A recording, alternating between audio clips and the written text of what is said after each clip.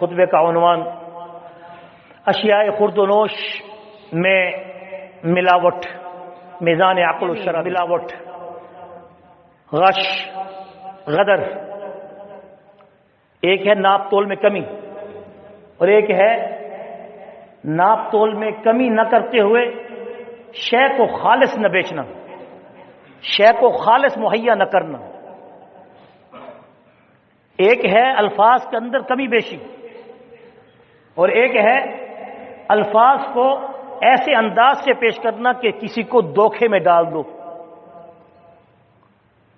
ملاوٹ زبان سے بھی ہو سکتی ہے، ملاوٹ عمل سے بھی ہو سکتی ہے، ملاوٹ آنکھ کے اشارے سے بھی ہو سکتی ہے۔ اللہ کے پاک پیغمبر صلی اللہ علیہ وسلم پر قربان جاؤں کہ جنہوں نے اتنی پیاری تعلیمات ہمیں کھول کر دے دی ہیں کہ جس میں کسی اور کی ڈکٹیشن کی ضرورت ہی نہیں ہے۔ الحمدللہ کہو ثم الحمدللہ، رضینا باللہ ربا وبالاسلام دینا وبسیدنا محمد نبی و رسولا، کہ ہم اے اللہ تیرے رب ہونے پہ راضی، تیرے محبوب محمد مصطفیٰ کے ختم الرسول ہونے پہ راضی اور دین اسلام پہ راضی۔ یہ ملاوٹ کیوں ہوتی ہے؟ پہلے اس کے محرکات جاننا چاہیے۔ آج کس چیز کے اندر ملاوٹ نہیں؟ انسان اپنی زندگی کے اندر بھی خود ملاوٹ کر چکا ہے۔ آج سانس کے اندر ہوا آنے والی وہ بھی پاک نہیں۔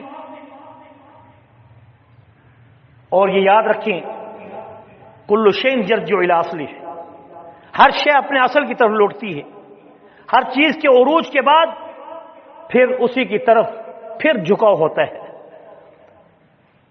اور حضور اکرم صلی اللہ علیہ وسلم کی احادیث طیبہ سے یہ بات ثابت ہے کہ جیسے آپ نے اسلام کے بارے میں یہ کہا ہے کہ ایک وقت آنے والا ہے کہ اسلام غریب ہو جائے گا، وَسَيَعُودُ غَرِيبًا کما بدا طوبى للغرباء۔ اب اس بات سے ایک اشارہ بھی مل رہا ہے کہ دین اسلام جب اپنے معاملات میں جب عروج کو پہنچنے کے بعد لِيُظْهِرَهُ عَلَى الدِّينِ كُلِّهِ، پوری دنیا پر جب تک اسلام کا پرچم نہیں لہرائے گا اس وقت تک قیامت نہیں آئے گی، تو اس کے بعد پھر وہ اپنی طرف سے پھر نیچے آنا شروع ہوگا، پھر زمین پر کوئی اللہ کا نام لینے والا نہیں ہوگا، اس وقت قیامت برپا ہوگی۔ تو پرورش میں بہت لگ جاتے ہیں لیکن ہم روح کی پرورش نہیں کرتے۔ یہی وجہ ہے کہ ملاوٹ کرنے والے ملاوٹ سے باز کیوں نہیں آتے؟ ان کی دو وجوہات ہیں۔ یہ وجوہات متحرکات کیا ہیں؟ پہلا محرکہ اس کا یہ ہے کہ ملاوٹ کیوں ہوتی ہے؟ ملاوٹ اس لیے ہوتی ہے کہ ہم سب میں ایک ایسا جراثیم نشو و نما پا چکا ہے کہ چھوٹے سے بڑا، بڑے سے چھوٹا ایک ہی دوڑ میں ہیں، اور وہ سب یہ کہتے ہیں زر زر زر، زن زن زن، زمین زمین زمین۔ سیدھی سی بات ہے، سچی بات ہے۔ ہوس، حرص، حسد، دل کے مرض اچانک ہوتے ہیں، لیکن ہم نے کبھی اس پر غور نہیں کیا، اس پر ریسرچ نہیں کی کہ ہم جسم کے لیے دماغ کی گچھیوں کو، دماغ کی رگوں کو، وینز کو اور دل کی رگوں کو ٹٹول ٹٹول کر جسم کے آچے پاچے کر دیتے ہیں، مگر ہم نے یہ محنت نہیں کی کہ جس کی بدولت یہ جسم قائم ہے اس روح پر کتنی محنت کی ہے۔ اس روح کو صحیح کرنے کے لیے سب سے پہلے حسد سے بچنا ہوگا، حرص سے بچنا ہوگا۔ حرص مال، زن زر زمین، حسد ہوس، حرص اور ہوس انسانی خواہشات کو لگام دینا ہوگا۔ الہی انت مقصودی ورضائے کا مطلوبی، اے انسان تو اپنے خالق کو بھول چکا ہے، اس لیے تو اب دنیا کے حصول کے لیے اس قدر اندھا ہو چکا ہے کہ تجھے مرنے کی فکر ہی نہیں۔ زندگی کے ہر شعبے میں ملاوٹ کیوں ہے؟ پچھلی قومیں جو برباد ہوئی ہیں، پچھلی قومیں جو تباہ ہوئی ہیں، ان میں کسی ایک ایک کے اندر ایک ایک عنصر، ایک ایک عیب، ایک ایک گناہ، ایک ایک برائی ان کے اندر موجود تھی، وہ تباہ ہو گئی، نام و نشان باقی نہیں رہا۔ لیکن افسوس کہ اگر مطالعہ کریں قرآن پاک کی تفاسیر کا، حکایات کا اور واقعات کا اور اللہ تعالیٰ کے بتائے ہوئے پیغمبروں کے واقعات کا، تو آپ کو معلوم ہوگا کہ کسی بھی پیغمبر کے زمانے میں اگر ناپ تول میں کمی تھی تو اللہ نے کہا ویل للمطففین، ہلاکت ہے کم تولنے والوں کے لیے۔ اگر کسی قوم کے اندر بے حیائی تھی تو سافلہا ان کی بستیوں کو اٹھا کر آسمان سے زمین پر پٹخ مارا، کیونکہ وہ عامل السیئات، وہ برے عمل کرتے تھے اور جو اصل انسانی فطرت کے خلاف تھے۔ کسی قوم پر عذاب ہے تو جھوٹ بولتے تھے، یا زنا کرتے تھے، یا شراب پیتے تھے، یا ناحق قتل کرتے تھے۔ لیکن اس قوم کے اندر یہ ساری برائیاں ہونے کے باوجود ایک برائی ایسی ہے جو پچھلی قوموں میں نہیں تھی، وہ ملاوٹ کی ہے۔ پچھلی قومیں اگر کوئی مال کم تول کر دیتی تھیں تو اس کے اندر ملاوٹ نہیں کرتی تھی۔ آج کی قوم رسول ہاشمی، امت محمد صلی اللہ علیہ وسلم ایک دوسرے کے درپے ہیں، اور ایک دوسرے کی جان کے دشمن بن چکے ہیں۔ یہ امت کا یہ عجوبہ، یہ لمحہ فکریہ ہمیں کس قدر لے جا رہا ہے؟ میرے عزیز بھائیو اور دوستو، توجہ رکھیے۔ آج امت میں اس قدر غفلت کا نتیجہ یہ نکلا کہ ملاوٹ کے عمل نے خوراک کے ہر ایٹم کو، ہر ذرے کو ناپاک کر کے رکھ دیا ہے۔ حالت یہ ہے کہ بازار میں کچھ دال ملتی ہے تو وہ بھی 1 نمبر بھی ہوتی ہے، 2 نمبر بھی ہوتی ہے، 4 نمبر بھی ہوتی ہے۔ چینی کا ریٹ کہاں سے کہاں تک ہے؟ کم چینی کا ریٹ آپ لیں تو اس کی چینی کا آپ خود اندازہ کر لیں گے کہ اس کی مٹھاس ہی کم ہوتی ہے۔ پہلے تو یہ وائٹ پوائزن ہے، بچیں اس سے، یہ پہلے خود ہی ملاوٹ شدہ ہے۔ زیادہ استعمال، آپ کو پتہ ہے ڈاکٹر طب آزاد کیا کہتے ہیں کہ شوگر کیوں ہو جاتی ہے؟ یہ جدید چیزیں جس کو ہم کھا کے اپنی زندگی میں ہم نے اپنے آپ کو خود ہی اپنی صحت کا نقصان کر کے نہ صرف صحت کا نقصان کیا بلکہ اپنے ایمان کا بھی نقصان کر دیے۔ دنیا میں کیا کچھ نہیں ہے، دالیں ہیں، گوشت ہے، دودھ ہے، چائے کی پتی تک، پتہ نہیں کالی مرچوں کو، پتہ کس مرچوں کو، بلکہ ان کے پتوں کو، بلکہ چنے کے چھلکوں کو، بلکہ اس سے بھی بری حالت، چلو یہ پھر بھی کوئی غذائیں تو ہیں، لکڑی کے بورے کو۔ کیا ہوگا امت کا؟ ایسے ملاوٹ کی چیزوں میں جانور کے گوشت ہیں، پانی ملا کر دیا جاتا ہے، پانی بھی ایسا غیر معیاری کہ جس سے اس کے اندر تعفن پیدا ہو جاتا ہے، اور ایسے جراثیم کہ جس کو آج تحقیق میں بھی نہیں پہچانا جا سکتا۔ یہ بیماریاں پیدا ہو رہی ہیں، بعض ایسے سرطان ہیں، بعض ایسی دماغی بیماریاں ہیں، ڈاکٹر صاحب سے آپ پوچھیں، میرے پاس اتنا وقت نہیں کہ میں آپ کو بتاؤں کہ ان مرضوں کا ابھی تک ان کی شناخت بھی نہیں ہو رہی ہے، کیا مرض ہے اس کو، کیا تکلیف ہے اس کو، جبکہ اللہ تعالیٰ نے اس دنیا کے اندر کوئی مرض ایسا پیدا نہیں کیا کہ جس کی اللہ نے دوا پیدا نہ کی ہو۔ یہ حضور کی حدیث ہے، او کما قال علیہ الصلوۃ والسلام۔ لیکن حضور نے یہ بھی فرمایا کہ جب قوم بے حیا ہو جائے گی، حد سے زیادہ بڑھ جائے گی اور اسلام اور دین کو چھوڑ دے گی تو ہم ان کو ایسے مرضوں میں مبتلا کریں گے جن مرضوں کو پہچان نہیں سکیں گے، اچانک موتیں واقع ہوں گی اور انسان اس دنیا سے جانا شروع ہو جائیں گے۔ آج یہ کورونا کا مرض ہے، ایڈز کا مرض ہے، ہیپاٹائٹس ہے، کینسر۔ پچھلے زمانوں میں کالا یرکان ہوتا تھا، اس کی ایک پوڑی دیتے تھے، ٹھیک ہو جاتا تھا بندہ۔ پیلا یرکان، کالا یرکان کیا تھا؟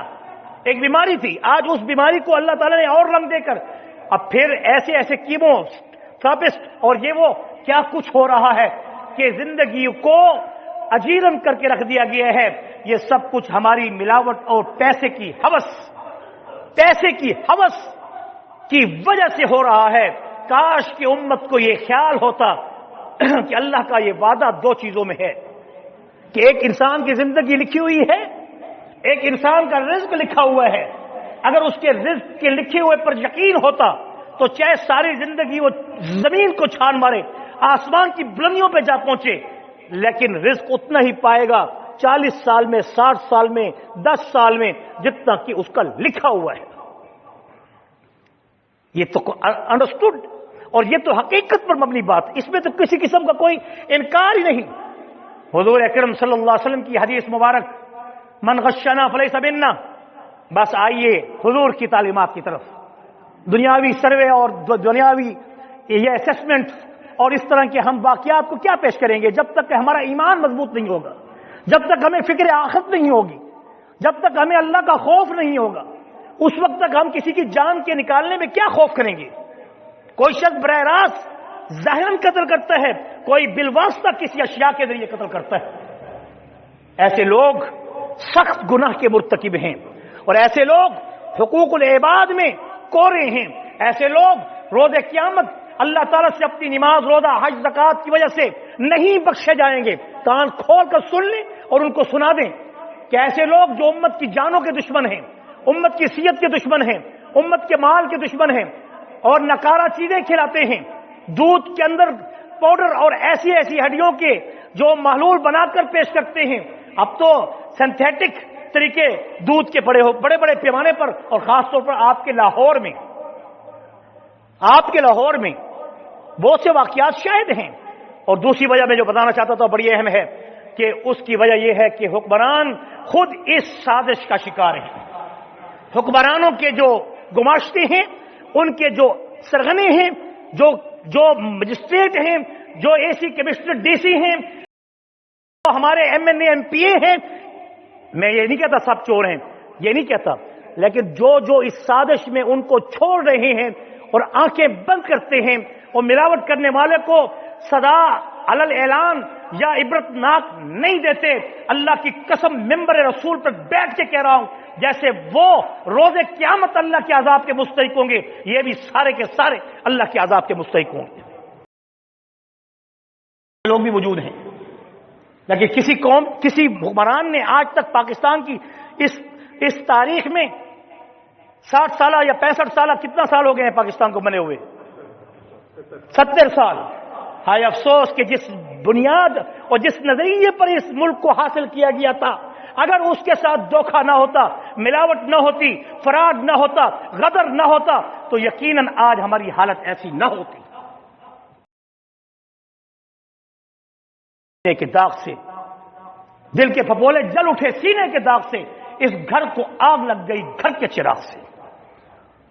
ہم نے قائد اعظم محمد علی جناح کے ساتھ وفا نہیں کی، جنہوں نے سب سے پہلے اسٹیٹ بینک کی بنیاد رکھنے کے بعد یہ کہا تھا کہ میں مغربی نظام کو دیکھ رہا ہوں اور مغربی معیشت نے ان قریب دنیا کی معیشت کا دیوالیہ کر دینا ہے، اور میں چاہتا ہوں کہ اس کے مقابلے میں اسلامی معیشت کو رواج دیا جائے۔ لیکن افسوس کہ ابھی تک محمد علی جناح بانی پاکستان، قائد اعظم رحمت اللہ، اس خواب کو، اس سوچ کو، اس فکر کو زندہ تعبیر، شرمندہ تعبیر نہیں کیا گیا۔ سود کھانے والا یا ملاوٹ کرنے والا، یہ دونوں ذلیل ترین شعبے سے تعلق رکھتے ہیں اور ذلیل ترین ادارے سے تعلق رکھتے ہیں۔ آپ صلی اللہ علیہ وسلم کی حدیث ہے، میری نہیں، میں آپ کی بات نہیں کر رہا۔ سود کھانے والا بھی دنیا میں سب سے بڑے گناہ زنا، جو کہ اگر کوئی اپنی بہن، ماں، نعوذ باللہ من ذالک، اگر اس سے بدفعلی کرے، اس سے بھی بڑا گناہ کرنے والا ہے۔ جو سود کھاتا ہے تو سود کھلانے والا،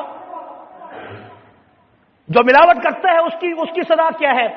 جو ملاوٹ کی سرپرستی کرے اس کا، یہ سوال آپ پر ہے۔ اللہ تعالیٰ سے دعا ہے کہ اللہ تعالی ہم سب کو صحیح معنی میں اپنے حبیب کریم محمد الرسول اللہ صلی اللہ علیہ وسلم کی سچی، پاک، مطہر شریعت پر عمل کرنے کی پوری توفیق نصیب فرمائے۔